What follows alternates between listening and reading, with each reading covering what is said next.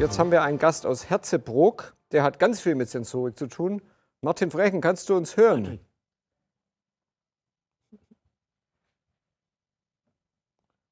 Hallo Martin, wir können dich sehen, aber noch nicht hören. Achso, du kannst es noch nicht hören? Jetzt Okay. kann ich dich hören, Martin. Okay. Hallo aus Ja, Herzebrook. Ja, hallo, grüß euch, hallo. Schön bei euch zu sein. Genau. Wolfgang, du bleibst bei mir noch. Wir haben Fragen für Martin Frechen. Ja. Okay, alles klar. Ich freue mich, dass es geklappt hat, lieber Martin. Ja, ich mich auch. Hast du den Vortrag von Christian auch mit ein bisschen verfolgen können? Er hat ja auch mit Sensorik und so zu tun und das seid ihr ja die absoluten Spezialisten. Ja, da haben wir ein bisschen was ich erzählen kann, habe auch was mitgebracht. Ich brauche noch gerade hier eine Sekunde mit der Technik. Kein Thema. Könntet ihr den Bildschirm freundlicherweise drehen? Sonst.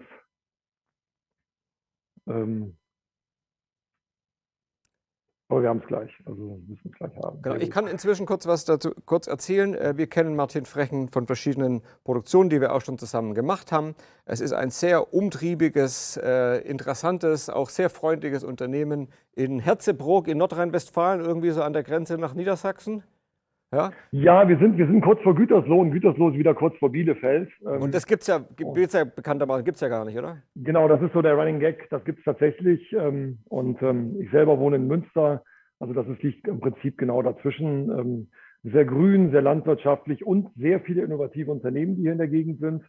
Und auch etablierte, beispielsweise Miele oder beispielsweise Klaas, Bertelsmann, alle hier in der Nähe und auch Steine seit 1959. Und ich muss noch mal ein ganz klein wenig Geduld bitten. Kein Problem. Genau. Das müsste eigentlich gleich alles gefixt sein. Ich kann aber auch so präsentieren. Ich brauche den Bild in Bild nicht unbedingt.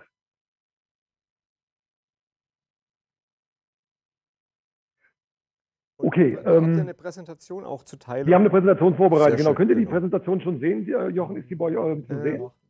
Nein, wir sehen. Ist nicht zu sehen. Pascal, die den Präsentation Screen ist teilen. drüben nicht zu sehen. Ihr müsstet den Screen teilen. Ich sehe sie, aber Jetzt sie wird ist die drüben Präsentation nicht gesehen. da, Martin. Jetzt ist sie da. Wunderbar, alles Ja. gut. Wunderbar. Ja, wir haben die Präsentation auf Englisch, aber ich rede natürlich auf Deutsch. Das ist vollkommen in Ordnung. Es geht um das intelligente Gebäude. Und ich klicke jetzt hier mal weiter. Moment, das Weiterklicken geht nicht. Pascal? Ah, jetzt geht es, okay. Nee, warte, jetzt muss ich eins zurück. Ja, wer ist Steine? Wir sind 1959 gegründet, hier in Herzebrook-Klarholz. Damit ihr uns einordnen könnt, wir machen, das ist schon ein bisschen älter, ca. 180 Millionen Umsatz, haben ca. 2000 Produkte und haben etwa 1700 Mitarbeiter. Was uns auszeichnet ist, dass wir alles selber entwickeln und alles fertigen und das muss man sagen zu 95% in Europa. Darauf sind wir stolz. Und was zeichnet uns sonst noch aus? Wir haben verschiedene Divisionen. Über das, was ich heute reden werde, ist Licht und Sensoren. Wir verkaufen im Bereich etwa 2,6 Millionen Produkte pro Jahr. Ich weiß nicht, ob man das so gut sehen kann am Bildschirm. Das sind unsere Technologien im Bereich der Sensorik, also Passivinfrarot. Seit 1987 Ultraschall, insbesondere wichtig für den amerikanischen Markt. Dann haben wir die sogenannte Hochfrequenzsensorik erfunden für den Bereich von Leuchten und darüber hinaus. Haben seit ein paar Jahren ein optisches Sensorsystem und den True Presence auch mittlerweile seit 4 Jahren. Was ist unsere Vision und wo kommen wir her? Wir haben hier mal so 2 Schaubilder nebeneinander gehalten. Auf der linken Seite sehen wir den Menschen und wie funktioniert der Mensch in so einem Viererrhythmus. Wir haben Sinnesorgane, mit denen wir was wahrnehmen. Wir haben das Gehirn, in dem wir das Wahrgenommene verarbeiten. Wir führen Handlungen durch und lernen daraus. Ein klassisches Beispiel ist, alle kennen wir das, kleine Kinder, die das erste Mal die rotglühende Platte auf dem Herd sehen, passen vielleicht einmal drauf, aber dann nicht unbedingt das zweite Mal. Wenn man jetzt dieses Schema aufs Gebäude überträgt, sagen wir, da sind wir noch nicht. Wir sind bei automatisierten Gebäuden, die nach einem Regelwerk eingestellt worden sind, aber wir sind noch nicht bei einem wirklich intelligenten Gebäude, weil es noch keine wirklichen tieflernenden in der Breite Mechanismen gibt. Klar, es gibt künstliche Intelligenz, aber klassischerweise ist das Gebäude in verschiedene Silos aufgeteilt, in Heizen, in Lüften, in Klima, in Licht. Und die sind nebeneinander im Gebäude und sind nebeneinander und in der Regel nicht verknüpft. Was ist unsere Rolle? Das Chart jetzt mal von links nach rechts. Wir verstehen uns als letzten Endes als die sensorischen Organe im Gebäude, wenn man das in ein Bild, in eine Metapher packen will. Also wir haben die Augen, wir haben die Ohren, wir haben die Nase. Das sind unterschiedliche Sensor-Input-Größen. Und damit ich im Gebäude an die Aktoren, die auf der rechten Seite stehen, rankommen kann, nämlich das Licht, die Heizung, meinetwegen die Verschattung oder Sicherheitssysteme oder auch die Ventilation, brauche ich standardisierte Protokolle. Und wir haben jetzt mal in der Mitte die wesentlichen gängigen aufgeführt, nämlich KNX, IP und Bluetooth oder DALI 2. Das sind die, mit denen wir im Wesentlichen umgehen und die wir auch beherrschen. So, jetzt ist ja die Frage, was will man damit eigentlich und wo geht das Ganze hin? Sehr viel ist in der jetzigen Diskussion Net Zero und dass man natürlich aus Klimagründen entsprechend den Ressourcenverbrauch reduzieren muss und will. Und das sehen wir auch als die Grundlage unseres Tuns. Wir haben das mal bezeichnet mit Building Efficiency, Sustainability, Energy Saving. Aber dann gibt es natürlich weitere Sachen. Und letzten Endes wollen wir das Ganze verstanden wissen als den Menschen im Mittelpunkt. Weil was nutzt mir das energieeffizienteste Gebäude, wenn ich nicht gerne drin bin, wenn ich nicht gerne reingehe? Also Sicherheit ist ein ganz wichtiger Aspekt. Komfort, Gesundheit und Wohlempfinden ist das, worum es eigentlich geht. So, das heißt, oben nochmal zusammengefasst, was ist unser Ziel? Wir wollen die Lebensqualität verbessern, wir wollen nachhaltig sein und wir wollen Geld sparen. Jetzt haben wir mal hier ein paar Beispiele in Verbindung mit unseren Sensoren. Und zwar haben wir hier ein Gebäude, das vielleicht dem einen oder anderen bekannt sein mag. Das ist das sogenannte The Flow in Amsterdam. Ist im letzten Jahr zum intelligentesten Gebäude, ich glaube sogar von Europa gekürt worden, hochtechnisiert und hat unseren sogenannten True Presence Multisensor KNX drin. Die True Presence Technologie zeichnet sich durch Folgendes aus. Also wenn ich mich jetzt hinsetze und ich habe einen Präsenzmelder auf Passiv-Infrarot-Technologie, dann würde, wenn ich so sitze und mich nicht bewege, nach einer gewissen Zeit der Sensor mich nicht mehr sehen. Warum? Weil diese Sensoren darauf angewiesen sind, dass ich in irgendeiner Form mich mit meinem Körper bewege. Ob es die Hände sind, die Arme sind oder irgendwas. Bei dem True Presence allerdings reicht es, dass der Körper atmet. Und durch die Atmung des Körpers bewegen sich im Millimeterbereich Brustkorb und Schulter. Und das reicht dem Sensor auf 64 Quadratmetern, um zu erkennen, dass da ein Mensch ist oder mehrere Menschen, die sich entweder bewegen oder, wenn sie ruhig sitzen, atmen. Und wir haben dann aber in diesen Sensor eine Multisensorik reingebaut und das ist wirklich neu und auch wenig verbreitet bis jetzt. Also neben der Lichtmessung, Temperatur, Luftfeuchte, echte CO2-Messung, dann Geruch, hier die flüchtigen organischen Verbindungen und Luftdruck. Und damit bin ich in der Lage, Informationen zu sammeln, die ich jetzt nicht für ein bestimmtes Gewerk sammle, meinetwegen fürs Licht, sondern die agnostisch dem Gebäude zur Verfügung gestellt werden, sodass die anderen entsprechend damit was anfangen können. Was ist der Vorteil? Ich habe einen Sensor, wo sonst vielleicht 7 oder 8 Sensoren in einem Raum drin sind. Ich spare Geld, ich spare Ressourcen, ich spare Installationsaufwand. Und wir arbeiten auf der Management-Software-Ebene mit der Firma Darwin zusammen, die, wie auch das Logo von Darwin darstellt, im Prinzip der Brain des Gebäudes ist. Ja, was gibt es noch für eine weitere Anwendung? Air Quality Management ist natürlich ganz, ganz wichtig und wir haben nochmal eine spezielle Variante gemacht, nämlich den sogenannten Air Aerosol. Und durch die Sensor Fusion, insbesondere von den 3 Werten Temperatur, Luftfeuchte und CO2, kann man damit auch ein Infektionsrisiko in Richtung beispielsweise Covid-19 feststellen. Und wenn wir jetzt mal hier rüber gehen, wir haben den da hinten installiert. Pascal, wenn du mit der Kamera mich begleiten könntest. Wir haben also hier den Sensor. Okay. Jochen, könnt ihr den sehen, den Sensor? Ja, ist gut. Sehr gut. Und der hat jetzt an der Seite Schlitze, die man gar nicht sieht. Und ich atme da jetzt mal rein. Und wir sehen jetzt hier die ppm, fängt an zu steigen. Und relativ schnell geht es hoch und wir gehen vom grünen Bereich in den orangen bzw. den roten Bereich rein. Und jetzt hört man das vielleicht so ganz leicht.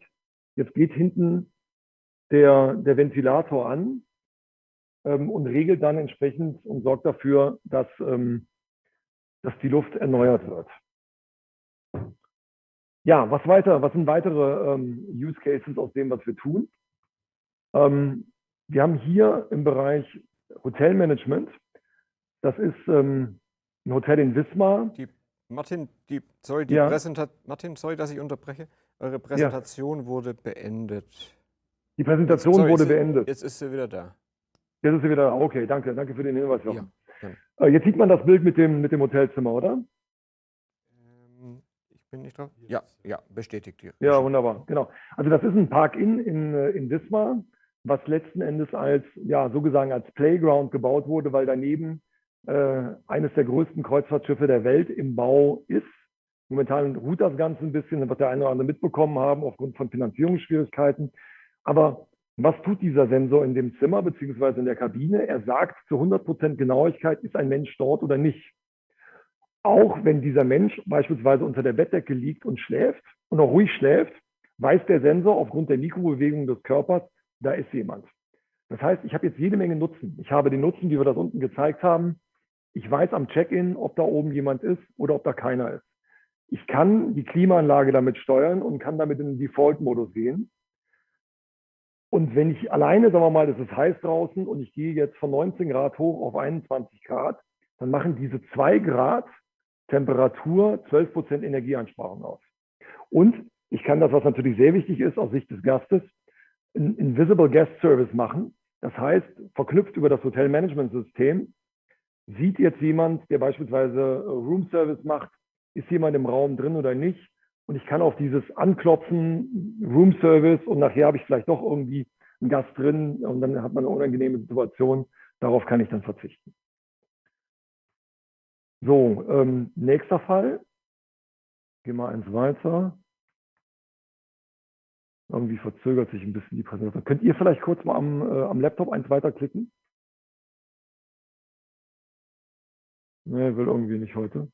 Gucken. Ich komme gerade nicht weiter. Es hängt. Nee, auch noch nicht.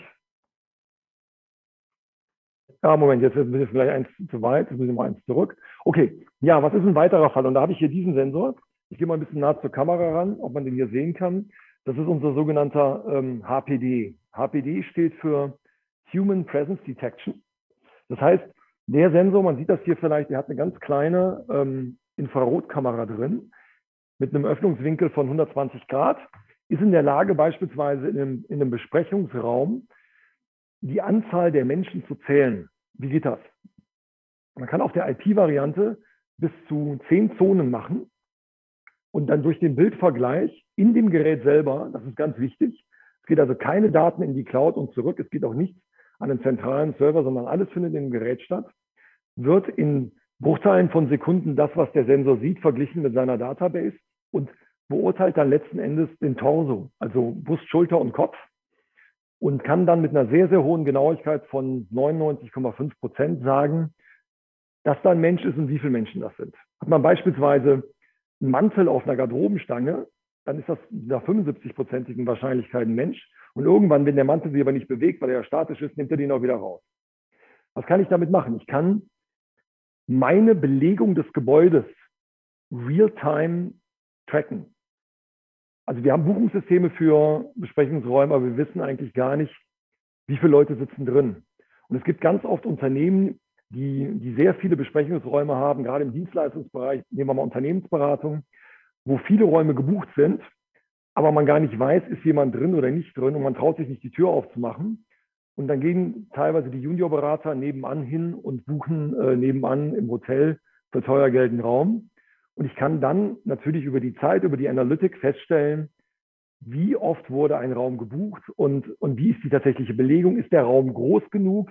Oder das ist jetzt ein sehr großer Raum, brauche ich vielleicht nur die Hälfte der Kapazität und kann den reduzieren. Die gleiche Anwendung habe ich dann auch hier im Bereich Flex Desk Management. Mittlerweile ist es, glaube ich, überall so, dass das Thema Homeoffice zum festen Bestandteil der zukünftigen, also der heutigen und der zukünftigen Arbeitswelt werden wird. Und ich muss natürlich fragen, wie viele Arbeitsplätze brauche ich, wenn ich beispielsweise 100 Mitarbeiter habe. In der Vergangenheit haben wir gesagt, naja, jeder muss einen haben. Heute sind sich, glaube ich, alle einig. Ich bin unterwegs, ich bin zu Hause. Es kann nicht mehr jeder einen haben, es sei denn, man hat entsprechend die Ressourcen dafür. Also auch hier kann ich wieder die gesamte Bürofläche einzonieren und kann über die Analytics sagen, wie war die Belegung, reichen die Plätze, reichen sie nicht. Und wenn ich eine gewisse eine gewisse Datenmenge habe, kann ich auch predictive hingehen und kann sagen, vorausschauend, wann wird das Büro voraussichtlich aufgrund der historischen Daten wie voll sein. Dazu hat der Sensor, wir sehen das oben auch noch weitere Sensorwerte, Temperatur, Luftfeuchtigkeit. Wir arbeiten an weiteren Größen, die reinkommen, sodass ich eben aus einem Sensor mehr oder minder fast alles rausbekomme, was das Gebäude an Inputgrößen braucht. So, dann haben wir hier, um das nochmal in andere Applikationsbereiche reinzubringen, im Bereich Licht haben wir sehr intelligente Lösungen, die über Bluetooth Mesh vernetzt sind, sodass jede Leuchte einen Sensor hat und jede Leuchte mit jeder anderen Leuchte redet, sodass wir tatsächlich, und wir haben es oben reingeschrieben, das ist jetzt hier ein Carpark aus Zürich, Ortsteil Heuried, über 90% Energieeinsparung haben, was natürlich im Sinne von Net Zero sehr, sehr wichtig ist. Und das Gleiche haben wir auch hier im Bereich von Wand- und Treppenleuchten. Wir haben hier eine, ich habe gerade gesehen, ich bin jetzt rübergegangen und habe durch meine Bewegung die Leuchte ausgelöst. Und wir haben darüber hinaus, ich mache die gerade mal ab, kann das hier hinten sehen, auch die Möglichkeit, einfach nur ein Notlichtmodul reinzuklicken. Ich tue das einfach rein. Man sieht hier, dass das Notlichtmodul leicht leuchtet. Und dann muss ich es nur richtig anbringen. Moment. Ja, hier ist die richtige Seite. Und dann klicke ich die Leuchte wieder dran und fertig ist das Ganze. Und auch dort bin ich da in einer Einsparung von über 90%. Und wir machen jetzt sehr, sehr gute Erfahrungen damit. Es ist sehr einfach zu installieren. Ich habe keine Zentralintelligenz. Die Systeme sind natürlich komplett miteinander kompatibel. Genau. Das heißt, unsere Vision, unsere Mission ist, Sustainability ja, Net Zero ja, aber die Leute, die Menschen in den Gebäuden müssen sich wohlfühlen und wir haben ganz klar an der Stelle einen Human-Centric Approach und sind der Meinung, dass das bessere Technologie die bereits gute ablösen muss, damit wir auch in Summe unsere Nachhaltigkeitsziele erreichen, die wir uns alle gesteckt haben. Und damit bin ich auch, Moment, falsche Richtung, bin ich auch am Ende angekommen und ja, freue mich auf Fragen und stehe gerne dafür zur Verfügung. Vielen Dank. Ganz herzlichen Dank, lieber Martin. Wir kennen ja auch ein paar von euren Projekten. Du hast erwähnt zum Beispiel Parkgarage in Zürich. Ja. Wir haben damals ja auch mit dem dort zuständigen, ich sag mal, Bauingenieur oder wir haben Projektbeauftragten gesprochen und der hat tatsächlich bestätigt, dass es irgendwie um die 80-90% Energieeinsparung gab. Ist es tatsächlich so? Ja, also in dem Fall waren es 92%. Wir haben jetzt auch jüngst eine Studie beauftragt beim INEC-Institut der Universität Pforzheim. Da haben wir jetzt mal einen kompletten CO2-Verbrauch über den gesamten Lebenszyklus gemacht und haben die unterschiedlichen Leuchtensysteme verglichen. Und Jochen, bei einer Leuchtstoffröhrenleuchte, wenn die das ganze Jahr über brennt, was ja oftmals in Parkhäusern der Fall ist, sprich 8.760 Stunden im Jahr, kannst du sagen, dass sie bei unserem Strommix, den wir in Deutschland haben, zwischen erneuerbaren Energien und fossilen Energieträgern bei 394 Kilogramm CO2 pro Leuchte und Jahr liegen. Bei unserem System basierend auf den Zahlen von Zürich liegen wir bei 19 Kilo. Also nochmal von 400 runter auf knapp 20. Das sind an der Stelle sogar 95% CO2-Einsparung. Das bedeutet aber auch Energieeinsparungen im gleichen Bereich, sodass wir in der Regel bei solchen Projekten von einem Return on Invest von weniger als 2 Jahren reden. Zweite Frage noch zur Technik, bevor wir noch mal so ein paar Big-Picture-Fragen hätten. Euer Sensor wegen mir, der auch da in dem Hotel in Wismar verbaut ist zum Beispiel, der erkennt wegen mir Herzfrequenz oder wie funktioniert das? Für was ist wahrscheinlich auch was für Martin? Das ist die Mikrobewegung von Schulter und Brust beim Atmen. Also der Körper bewegt sich unweigerlich mit diesen Minimalbedingungen und das detektiert er. Und zwar in seinem Volumen und in seiner Frequenz.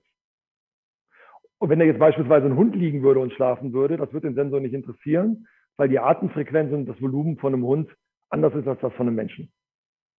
Und die Wirkung ist, also ist ein Hund im Zimmer alleine, regelt sich die Klimaanlage automatisch runter. Ist ein Mensch im Haus wegen mir, dann wird er entsprechend irgendwo die Klimaanlage so einstellen, wie der Mensch die haben möchte. Habe ich es richtig verstanden? Es sei denn, Jochen, der Hund rennt rum, dann wird eine Bewegung detektiert und das ist, je höher die Bewegung ist, wird sie natürlich die Mikrobewegungen des Körpers übersteigern und dann würde der rumlaufende Hund auch die Klimaanlage bzw. das Licht einschalten. Martin. Aber das ist natürlich ein relativ, ich sage jetzt mal, seltener Fall, sondern das Entscheidende ist, warum ist das so wichtig?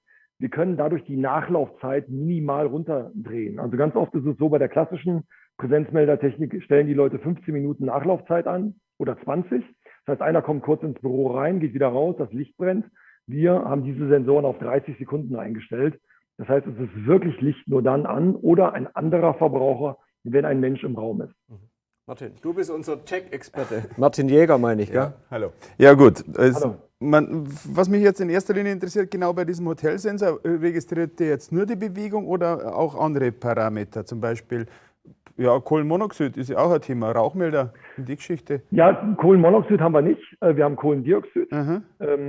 Und dazu nochmal VOC, also flüchtige organische Verbindungen. Mhm. Nichts anderes ist das als Geruch. Ja. Das detektiert er. Dazu kommt noch Temperatur, Luftfeuchte und Luftdruck. Also 5 von diesen, sagen wir mal, Raumluftqualitätsfaktoren. Dazu kommt menschliche Präsenz und nochmal das Lichtlevel, also wie hell oder wie dunkel es ist. Also letzten Endes 7 Sinne in einem Sensor kombiniert. Und bezüglich CO2, das macht nichts, dass der Sensor oben, der ist ja an der Decke oben, soweit ich das verstanden habe. Nee, das funktioniert hervorragend, weil CO2 sich im Raum sehr homogen verbreitet. Aber eigentlich ist doch CO2, dachte ich immer, ja, schwerer wie Luft. Sammelt sich doch mehr am Boden, oder? Sehe ich das falsch? Also alles, was ich jetzt aus der Technik weiß und alle unsere Messungen sagen, dass das oben ein sehr guter Raum ist oder beziehungsweise Ort ist, um das CO2 zu messen und das sehr verlässlich misst. Und lassen sich diese Multisensoren, lässt sich der nachrüsten? Ich denke mir gerade, ja gut, man muss darüber reden. Es könnte sein, dass man in Zukunft auch wieder Radioaktivität verstärkt messen müsste. Ja, Uiuiui. ja. Ja. Gerade, Das kommt ja darauf an, also wir haben verschiedene Schnittstellen. Wir haben Ja. einmal über ganz normale 230 Volt und wir haben in jedem Sensor Bluetooth drin. Das heißt, man kann die Sensorwerte dann auch über Bluetooth ausleiten und meinetwegen an ein Tablet schicken, sodass man sie lesen kann. Wir arbeiten auch an Gateways, sodass man es dann in die Gebäudeautomatisierung einspielen kann. Oder man beginnt über eine KNX oder eine DALI-Schnittstelle und demnächst gibt es den Sensor auch in IP. Und das ist eben die Frage, auf welcher technischen Basis baut das Gebäude auf? Und insofern, ja, es ist auch nachrüstbar, gar keine Frage. Bleiben wir aber bei KNX, da müssen ja die berühmten grünen Kabel gezogen werden. Das macht man normalerweise eigentlich nach einer Kernsanierung oder bei einem Neubau. ja, danke. Martin, ich hätte noch mal eine Frage auch zu eurem, Ja. ich sage mal, Projekt, wenn es um Flex-Desk-Management und so geht. Weil Ja. wir hatten ja vorher auch einen Vortrag, ich hoffe, ihr habt eingeschaltet, auch wo es um soziale Innovation ging und um Social Impact etc. Was ja heutzutage jetzt auch nach Corona 2 Jahre und so, wir wissen alle, von was wir reden, man muss die Leute irgendwie wieder abholen. Kann neben Effizienzgewinnen wegen mit eurer Sensorik auch, ich sage mal, die Arbeitsplatzmotivation oder die, ich sag mal, die Mitarbeitermotivation gesteigert werden? Wenn ich es richtig weiß, dieses Flex-Desk-Management-System weiß, ob ein Arbeitsplatz frei ist oder nicht, oder muss ich ins Büro oder nicht? Kannst du da mal ein bisschen was dazu sagen, bitte? Ja, gerne. Also letztlich ist es so, nehmen wir mal an, nehmen wir mal einen Vierer-Schreibtisch nur als Exemplar quasi in einem großen Büroraum. Der würde jetzt von dem Sensor erfasst, wie alles andere auch. Dann wird ja diese Information letzten Endes über irgendeine Zentralintelligenz auf deine App geschickt und dann kannst du auf deiner App gucken, wo in welchem Stockwerk sind Arbeitsplätze frei. Du kannst über das System, je nachdem wie es ausgelegt ist, die Arbeitsplätze buchen. Und was damit aufhört und was, glaube ich, sehr motivierend ist, ich komme ins Büro und mein Platz ist frei. Also als würde ich sage mal ganz gerne, als würde ich meinen Kinoplatz in meiner Vorstellung buchen, an der ich da sein möchte. Weil blöd ist ja, dass ich irgendwie reingehe und ich weiß, es sind 20 Arbeitsplätze frei. Ähnlich wie im Parkhaus und ich muss quasi die Tour über die Etagen machen und bin schon angenervt, wenn ich dann irgendwann in der letzten Etage neben irgendjemandem sitze, den ich gar nicht mag. Das kann ich über die App dann sehr spezifisch steuern und das ist der Riesenunterschied zwischen einem undefinierten und unorganisierten Flexdesk. Martin, was magst du wissen? Sympathisch. Dann eigentlich, ja gut, zu den Leuchten nochmal, also die Parkhausleuchten. Habt ihr da auch Lösungen für draußen? Denken wir mal, Straßenlaternen wäre auch Ja, Straßenlaternen ist natürlich ein Riesenthema, weil jeder kennt das, gerade wenn man über Land fährt, dass das Licht einfach brennt. Ja. Wir haben Lösungen für draußen im Bereich von Gehwegen, so klassische Wegeleuchten. Das Schöne ist beispielsweise, du fährst in die Tiefgarage rein, Das Licht geht dort an, wo du bist. In dem Moment, wo du deinen Wagen abstellst, ist vorne das Licht wieder im Schlummerzustand. Also man kann ein Grundlicht wählen, sodass es nicht stockfinster ist. Dann sagt die letzte Leuchte in der Parkgarage der ersten Leuchte im Treppenhaus, bitte schalte an. Dann läuft das Licht im Treppenhaus voraus, so ein bisschen Darth Vader-mäßig.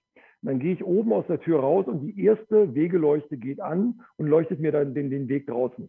Das können wir. Also da haben wir diesen Seamless Approach.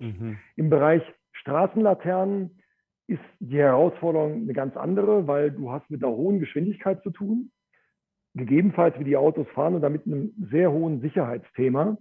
Und das ist technologisch alles andere als trivial und noch relativ teuer, sodass dieses Thema noch auf unserer Technologie-Roadmap liegt und bis dato noch nicht wirklich aus unserer Sicht zufriedenstellend gelöst ist. Aber in und rund ums Gebäude haben wir schon das komplette Wohlfühlpaket. Sehr gut.